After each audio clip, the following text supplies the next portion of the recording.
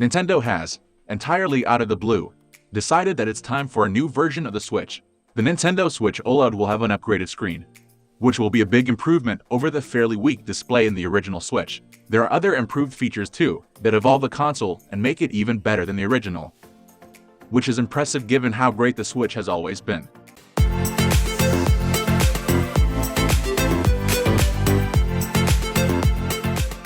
There is no improvement to the resolution of the new Switch's built-in screen. It still offers 1280x720 resolution, which is a measure to preserve battery life when being handheld and to keep heat down.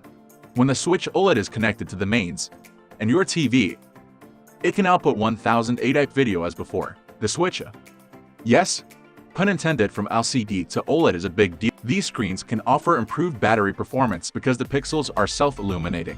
That means there is no backlight, which means power is only used when a pixel is lit, meaning games with areas of black won't consume as much power. The color reproduction could also be much better. OLEDs are known for offering incredible color reproduction and can certainly do justice to games.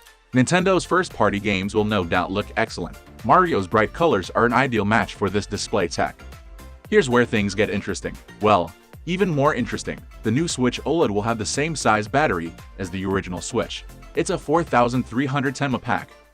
However, because of efficiency, you'll now see between 4.5 and 9 hours playtime, depending on the game. The original manages around 2.5 to 6.5 hours on a chart. Some of the newer original Switch consoles have improved battery life too, so the difference you see will depend on how old your console is.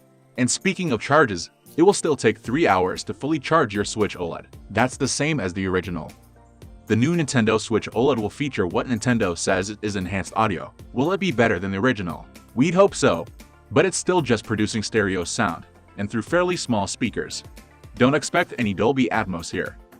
The Switch is still powered by the NVIDIA Tegra custom processor. It's hard to tell if this is the same chip found in the most recent Switch models. NVIDIA is reportedly ending production of the Tegra Miracle, which powers the hardware, but it's entirely possible Nintendo has ordered enough of them to see production through. Rumors, of course, persist that the Switch Pro will arrive at some point with the ability to run games at 4K resolutions.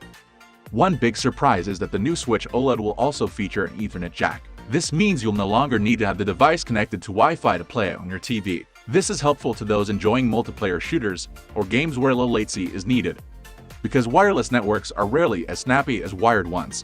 The Ethernet jack on the Switch OLED's new dock will require you get a cable if you somehow don't already have one, and it's not yet clear what speed it will operate at, but it's fairly safe to assume that gigabit speeds are entirely possible.